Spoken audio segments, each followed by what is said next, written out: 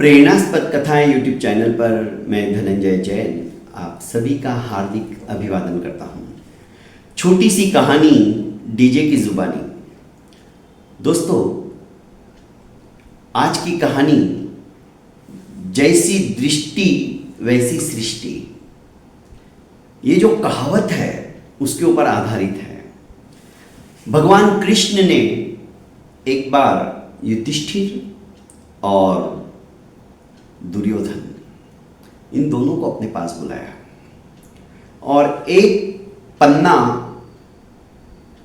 और कलम दोनों को दिया और कहा कि अपने नगर में भ्रमण करो सवेरे से शाम तक। युधिष्ठिर से कहा कि जो जो बुरे लोग नजर आते जिनमें कुछ ना कुछ बुराई हो, उनकी लिस्ट आज शाम तक मुझे ला कर दो। सर्वे करना है इस बात का तुम्हें सिर्फ बुरे लोगों के बारे में। और दुर्योधन को भी आदेश दिया कि पूरे नगर में जिस गली में जिस मोहल्ले में तुम जाओ वहां पे अच्छे लोगों की एक सूची बना के लाओ। दोनों निकल गए। जब शाम को वापस लौटे तो दोनों के पेपर खाली थे। एक भी नाम किसी ने भी नहीं लिखा था। ना तो दुर्योधन को कोई अच्छा मिला और ना ही युधिष्ठिर को कोई बुरा मिला। आश्चर्यचकित होकर भगवान कृष्ण ने कहा, युधिष्ठिर से, क्या तुम्हें बुरा कोई भी नजर नहीं आया? और दुर्योधन, तुम्हें किसी में भी कोई अच्छाई नजर नहीं आई? दोनों ने पलटकर जवाब दिया कि युधिष्ठिर ने कहा कि महाराज, ऐसा कोई व्यक्ति मुझे नहीं दिखाई दिया जिसमें कि कुछ ना कुछ गुण विद्यमान हो, क्योंकि मेरी दृष्टि उसके गुणों की तरफ ही जाती थी। कभी भी मैंने उसके अवगुणों की तरफ मुझे नजर ही नहीं आए। तो जिसकी जो दृष्टि रहती है उसको वही सब कुछ दिखता है। दुर्योधन ने भी यही कहा, ऐसा कोई व्यक्ति नहीं है जिसमें कोई ना कोई ऐब ना हो, कोई ना कोई बुराई ना हो, इसलिए मुझे अच्छाई दिखी ही नहीं। ऐसा कोई इंसान है ही नहीं जिसमें अच्छाई हो। दोस्तों, जब हमारी दृष्टि जैसी होती है ना, वैसी ही सृष्टि हमें नजर आने लग जाती है।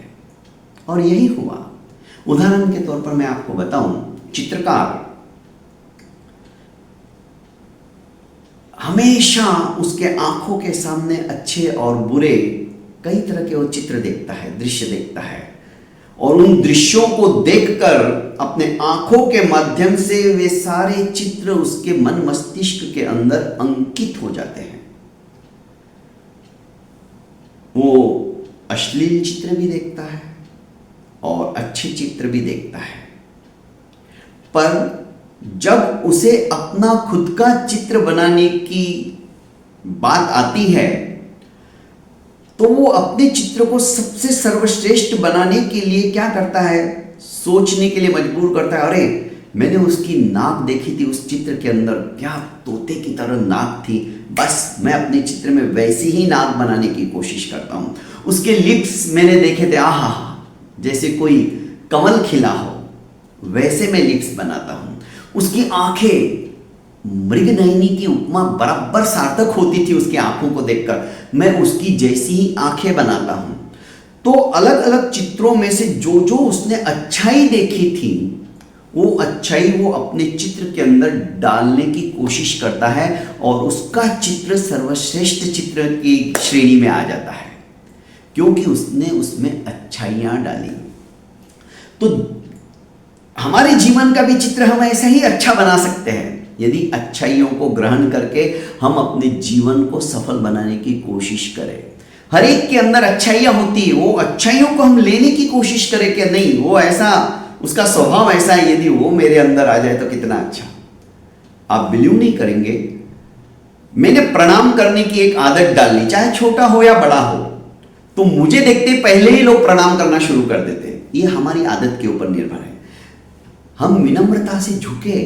प्रणाम का मतलब है मेरा अहंकार मुझे नीचे की ओर ढकेल रहा है कि नहीं, मुझे अहंकार करना ही नहीं है, मैं विनम्र स्वभाव वाला हूं, मैं क्यों अपने गुण से हट जाऊं, क्यों अपने गुण के ऊपर मैं लेप लगा दूं। नहीं, हमारे आत्मिक गुणों को विकसित करने के लिए एक एक लोगों से यदि हम अच्छा ही ग्रहण करते रहेंगे तो हमारे जीवन का चित्र भी अच्छा ही हो जाएगा। क्योंकि दृष्टि दो तरह की होती है, एक राग दृष्टि और एक द्वेष दृष्टि। राग दृष्टि में हमें सब कुछ अच्छा लगता है क्योंकि हमारा उसके प्रति मोह है, आसक्ति है, प्रतीति है। और द्वेष दृष्टि, हम उससे नफरत करने लग जाते हैं।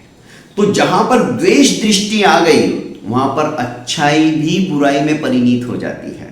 तो दोस्तों, आज की कहानी ये हमें सबक सिखा रही है कि हम अपनी दृष्टि को अच्छी बनाएं, हमें सब कुछ अच्छा नजर आएगा। बहुत बहुत धन्यवाद। प्रेरणास्पद कथा यूट्यूब चैनल को लाइक कीजिए, सब्सक्राइब कीजिए और ज़्यादा से ज़्यादा अपनों को शेयर कीजिए। प्रणाम।